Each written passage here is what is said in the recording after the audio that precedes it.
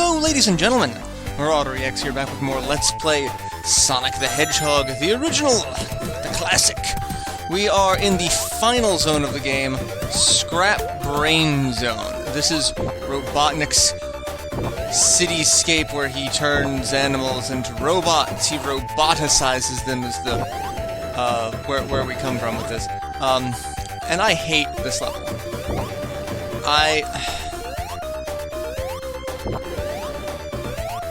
I just do. I really don't know why. So it's just kind of a worse collection of things that people dislike from Sonic games. There's no speed. There's terrible enemy placement. There's just it's bad. It's bad. There's all of these like disappearing, reappearing platforms that basically mean we're not going where we want to go. There's these things that make it kind of a pain to get around anywhere, and I think I'm going the wrong way because there are multiple paths to this place, but that's where we end up going. So I'm kind of going the right way now. There's multiple paths. There's the upper path, as always, and then there is a lower path, and then there are several middle paths. But you either want to take the uppermost path or the lowermost path, because so the path right above us is the one that most people usually take, and it is just full of everything being a dick move. So we have these things here, and above us we have basically a row of these that you have to jump across, but there's also fire that will spout downward.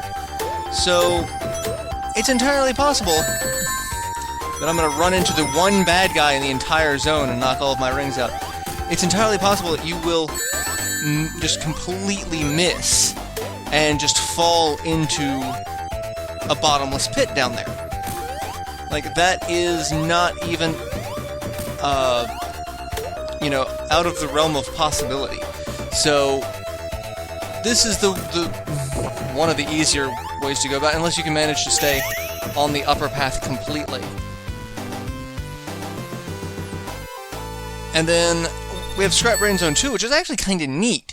And then Scrap Brain Zone Act 3 is basically Labyrinth Zone again. And one of the biggest problems with Scrap Brain Zone as a whole is there's no boss. We go straight from Scrap Brain Zone Act 3 to Final Zone. So I've just always considered the boss of Scrap Brain Zone to be the final boss of the game, which kinda is, really. And I knew there was something of dickery around. Every time I think I've got the dickery figured out. Oh god. Alright. Managed to duck and have them despawn.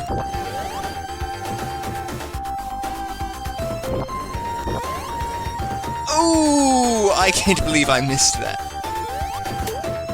Alright, so we've now got a shield that's probably not going to help me at all here. Probably actually going to do more harm than good. Alright, and make it across there. It's like we are in the heart of Robotnik's factory. Like, this is where he turns animals into oh god, why am I not paying any attention to what dangers lie before me? I am just completely without fear. I am Daredevil, the Hedgehog without fear. Why am I being so reckless? Alright, I gotta wait for these to respawn. I don't remember how far across that really is, or what's down there, so let's not find out, shall we? And I survive somehow. That's the impressive part, is that I'm surviving. Like that. I probably should have gotten hit by the fire there and just not paid any attention to it. Are you guys gonna? You are. Oh god. Pig Bomber. Really, Pig Bomber? I don't remember what his name is. I'm just gonna call him Pig Bomber. I do not know what his name is, and I don't want to deal with the pig bombs. And then the caterpillars. What? I call shenanigans of the highest caliber. That was just me being stupid. Doesn't matter. It really doesn't.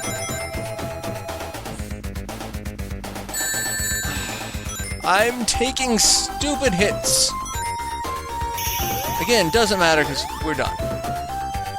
I hate that Sonic automatically runs off the side. It's like, I want to keep aiming for the points. Alright, so now we've got Scrap Brain Act 3.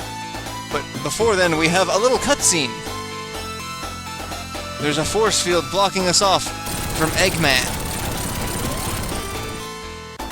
And then he launches us into Scrap Brain Zone Act 3, which is basically just a palette recolor of Labyrinth Zone. And like Labyrinth Zone, it's full of water and going to drown you. So, keep that in mind. And that was actually really impressive that I did not just screw up completely there. Perfectly timed jumps. Sonic has the jukes. Grounders are dead. I don't know which way I'm going. I don't remember this level. I don't remember the pathways. I know there are multiple. I just don't remember where I'm going. Come on, give me some air. There we go. Alright. I think we're going up. And we are going up. And we're still going up. Oh! That's the end! That's the end of the zone. We are now in Final Zone. This is it! The final confrontation with Robotnik. We start with no rings! Like most Sonic games from here... Well, actually, no. Most Sonic games, you either have no rings or, you fight as Super Sonic. So, or a combination of the two. And as you can see, there are 4 of these, like, piston things that come down from the ceiling, or 2 that come down from the ceiling, 2 that come up from the ground. 2 of them will come up at any given moment, one of which will have Robotnik. The other will be empty as a decoy, and in between that he will shoot some sort of plasma balls that will rain down, trying to kill you. And again, since you have no rings, anything and everything can kill you. Even if you had rings, being crushed could kill you. So I don't quite understand the no ring concept, but you know. And fun childhood story. The first time I played this, I was playing it on a Commodore 64 monitor, where I did not actually have color. It would not display the color for the Genesis for whatever reason. So we were playing this, me and my brother, in black and white. It is really hard to do this fight in black and white when you cannot see difference of color, because you have no idea what's changing. Because it's all just different shades of gray. So you're like, oh, well, let me attack Robotnik. Where's Robotnik? And you don't actually see him because the pillars aren't on screen for that long. So without the color differential, you don't register that there's something else going on. And now we have to catch the Fat Man and hit him, and then we stop at the caution section so we don't go flying off into the pit. And that's Sonic 1. Oh, like I said, it's comfort food. It's comfort gaming food. And since we did manage to get all of the Chaos Emeralds this time, we get the good ending, which is basically weird flowers show up. Like, the Chaos Emeralds just kind of fly into the sky in a bright, blinding light, and then that's it. And then magic flowers show up. It makes less sense in Sonic 1. It starts making more sense in later Sonic games, because they actually make the Chaos Emeralds a plot device rather than just something to try to hone skill. Because that's really all it is in Sonic 1. It's like, because the skill is you need to be able to hit the end goal with 50 rings to get the Chaos Emerald, and then you need to be able to master the weird pinball-esque stages of the special stages. So, yeah. Also, fun notes, little things that people may or may not have picked up over the years of playing this game. The Sonic Medley ending theme here, it shows levels in a certain progression, but the music is done in a different order. It's like, for the most part, most of the stages are actually together, but like in Spring Yard Zone, I believe it was doing Labyrinth Zone. There was a problem with the original release of the game, which I thought was fixed in the revision here, but it may not have been, or it may have been, and I may have missed it. But the levels were actually done out of order in some ways, or redone in a different order. So it's interesting that was a thing, that the levels were slightly different. And it's one thing if you notice in the stage select screen, that some of the levels seem out of place compared to where they actually are. And that's the end! We have Robotnik bouncing angrily up and down on the word end. And one of the other things was the credits. Notice a lot of the names are really interesting names, because, you know, back in the 90s they didn't want to give out their real names because you wanted to be credited for it, but you also, there was a weird industry practice of like headhunting and coming after people. It's like, we want you to work on this game, and we will not take no for an answer. And they wouldn't take no for an answer. They'd get angry about it. Really angry. There are a lot of horror stories about that. So, but yeah, this has been my gaming comfort food. I hope you guys have enjoyed watching another replay of Sonic the Hedgehog. I do a lot of replays on this channel, partly because I can come back and do things in better quality, because I'm always constantly upgrading, you know, my equipment, my ability to record, and I'd like to think my commentary is getting slightly better over time as well. So I'd like to revisit projects to show them off in the way that I remember them being so fantastic. This is not me playing, this is just the intro.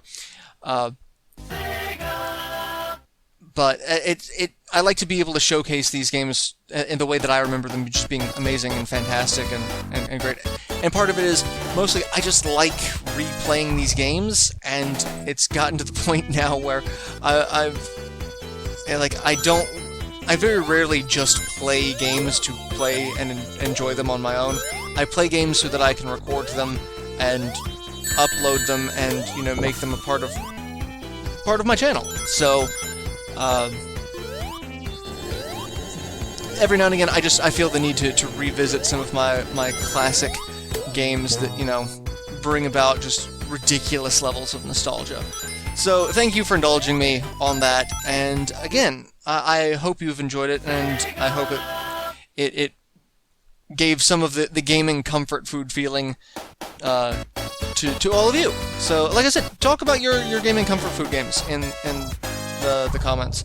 I love hearing about them. I love looking into them. So, I will see you in my next project, whatever that may be. So, till then, later everyone.